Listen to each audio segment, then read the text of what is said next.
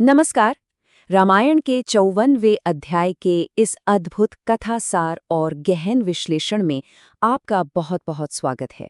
आज का ये विश्लेषण कोई साधारण चर्चा नहीं है, बल्कि ये धर्म और उस अंधे अहंकार के बीच होने वाले टकराव की एक ऐसी सूक्ष्म विवेचना है जिसने सचमुच इतिहास की धारा ही बदल दी। तो चलिए, बिना किसी देरी के इस महाकाव्य की गहराइयों में प्रवेश करते हैं और देखते हैं कि कैसे सत्य और माया का ये संघर्ष आकार लेता है। अब जरा इस दृश्य की कल्पना कीजिए। क्या इससे भयंकर अपशकुन कोई और हो सकता है? न बादल न तूफान, फिर भी बिजली गिरती है और आपका मुकुट गिर जाता है। लंका की राजसभा में महारानी मंदोदरी के मुख से निकले ये शब्द किसी को भी डराने के लिए काफी हैं। ये कोई आम घटना नहीं थी। विलास भवन में अचानक हुए इस अपशकुन ने एक बहुत बड़े तूफान की आहट दे दी थी। राजदरबार में तनाव एकदम चरम पर था। तो आखिर इस गिरे हुए मुकुट का असली रहस्य क्या था? आइए पता लगाते हैं। और यहीं से शुरू होता है हमारा पहला भाग, श्री राम की अचूक चेतावनी। अब देखिए, यहाँ दो बिल्कुल अलग विचारधाराएं आमने सामने हैं। एक तरफ है रावण का अंधा अहंकार। वो इस भयंकर चेतावनी को बस चांद की चमक और आकाशीय बिजली मानकर हंस देता है, अपने ही मद में चूर। लेकिन दूसरी तरफ हमें दिखती है श्रीराम की धर्म पर आधारित रणनीति। सच कहूं तो ये कोई प्राकृतिक घटना थी ही नहीं। ये तो त्रिकूट पर्वत के शिखर से श्री राम द्वारा चलाया गया एक अचूक बाण था, जिसने सीधे रावण का मुकुट और छत्र धरती पर गिरा दिया था। सोचिए, श्री राम यहाँ कोई छिपकर वार नहीं कर रहे। वो रक्तपात से पहले अपने शत्रु को एक सम्मानजनक चेतावनी दे रहे हैं। सैन्य नैतिकता का इससे बेहतरीन उदाहरण शायद ही कहीं मिले, जो हमें सिखाता है कि एक सच्चा नेतृत्व प्रहार करने से पहले हमेशा सुधरने का अवसर देता है। अब आगे बढ़ते हैं हमारे दूसरे भाग की तरफ, जहां हम देखेंगे रावण के उस अंधे अहंकार को जिसने विनाशकारी निर्णयों को जन्म दिया। लंका के राज दरबार में मची इस उथल पुथल को जरा ध्यान से समझिए। पहले प्रहर में अपशकुन पूरी राजसभा को डरा देते हैं। दूसरे प्रहर में क्या होता है? अत्यंत अनुभवी और बुजुर्ग माल्यवान सलाह देते हैं कि श्री राम को दैवीय सहायता प्राप्त है, युद्ध टाल देना चाहिए। लेकिन ठीक अगले ही प्रहर में रावण का पुत्र मेघनाद अपने उग्र स्वभाव में आकर तुरंत और निर्दयी आक्रमण की मांग कर बैठता है। और अंत में रावण अपने बुजुर्गों की बुद्धिमानी को अपने अहंकार के नीचे कुचल देता है और एक गुप्तचर अभियान का आदेश दे देता है। सच ही कहा गया है, भय और अहंकार जब मिलते हैं ना, तो हमेशा विनाशकारी निर्णय ही सामने आते हैं। और यहीं से कहानी प्रवेश करती है हमारे तीसरे भाग में, लंका के मायावी गुप्तचर शुक और सारण। रावण के इन दो गुप्तचरों की योजना सच में बहुत चतुर थी। ध्यान दीजिए, पहला चरण एकदम वानर सैनिकों का सटीक वेश धारण करना। दूसरा चरण श्रीराम के अत्यधिक सुरक्षित शिविर में किसी तरह घुसपैठ करना।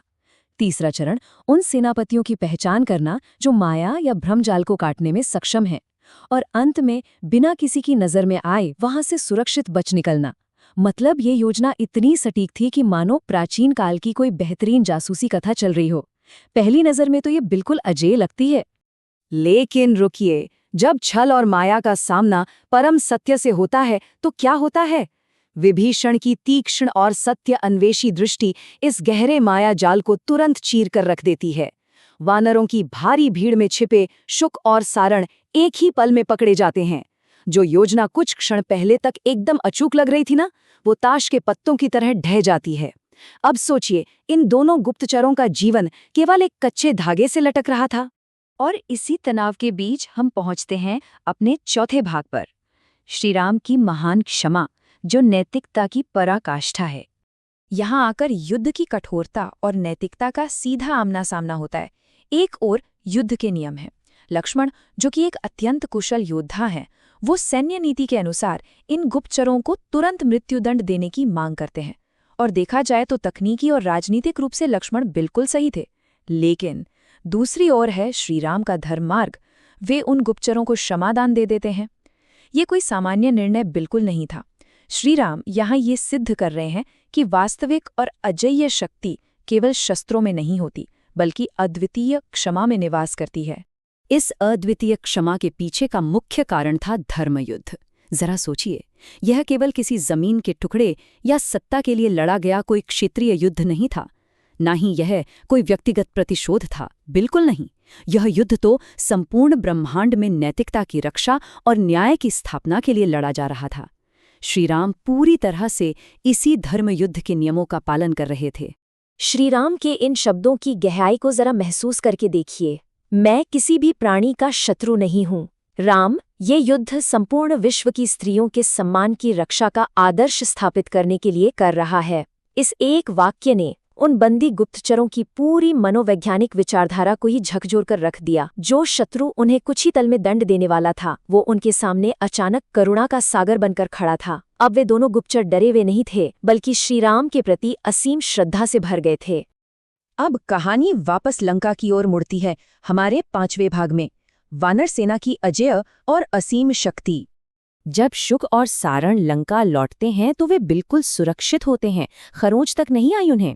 अब जरा सोचिए, एक अहंकारी राजा की क्या स्थिति होगी जब उसके अपने ही गुप्तचर शत्रु की प्रशंसा करने लगे। वे पूरी भरी सभा के सामने श्री राम को करुणा का सागर घोषित कर देते हैं। वे रावण को एकदम स्पष्ट चेतावनी देते हैं कि वानर सेना का साहस असीम है, और सबसे बड़ी बात, वे ये निष्कर्ष निकालते हैं कि श्री राम के विरुद्ध विजय प्राप्त करना मूल रूप से असंभव है। और वे ऐसा क्यों कहते हैं? क्योंकि रावण का सामना केवल साधारण भालू और वानरों से नहीं था, वे ब्रह्मांड की देवीय शक्तियों का साक्षात रूप थे। हनुमान जी को देखिए, जो स्वयं पवनदेव के अंश हैं और जिन्होंने उस विशाल समुद्र को एक छलांग में लांघ लिया। अंगद, जो देवराज इंद्र के समान शक्ति रखते हैं और महाबली बाली के पुत्र हैं। नल और नील, जो देवताओं के वास्तुकार विश्वकर्मा के अंश हैं, जिन्होंने उस असंभव राम सेतु का निर्माण कर दिया। यह केवल एक सेना नहीं थी, ये तो साक्षात देवशक्ति थी। बात यहीं खत्म नहीं होती। मैंद्र और द्विविद, जो अश्विनी कुमारों के अंश हैं और जिनमें असीमित ऊर्जा भरी हुई है। जामवंत जी, जो स्वयं ब्रह्मा के अंश हैं और प्राचीन देवासुर संग्राम के अद्वितीय और अनुभवी योद्धा रह चुके हैं। और स्वयं सुग्रीव, जो सूर्यदेव के अंश और वानरों के निर्विवाद राजा हैं। जैसे जैसे इन सेनापतियों का ये वर्णन रावण की राजसभा में गूंजता है ना, ये स्पष्ट हो जाता है कि लंका के सामने अब साक्षात काल खड़ा है। तो इन सारी घटनाओं को देखने और समझने के बाद हमारे सामने एक बहुत ही गहरा विचार आता है। श्री राम का सबसे बड़ा अस्त्र आखिर क्या था? क्या वो उनका विश्वविख्यात धनुष था, या फिर उनका अडिग चरित्र और उनकी अनंत क्षमा? शस्त्र शायद युद्ध जीत सकते हैं, लेकिन शत्रु का हृदय और आने वाली पीढ़ियों की श्रद्धा केवल धर्म और करुणा से ही जीती जा सकती है। ये विचार सत्य की उस अजेय शक्ति की ओर इशारा करता है जो कभी नष्ट नहीं होती। इस कथा सार और विश्लेषण के साथ जुड़ने के लिए आपका बहुत बहुत धन्यवाद। मुझे पूरी उम्मीद है कि आज की इस चर्चा ने आपको सत्य और धर्म के प्रति एक बिल्कुल नया दृष्टिकोण दिया होगा।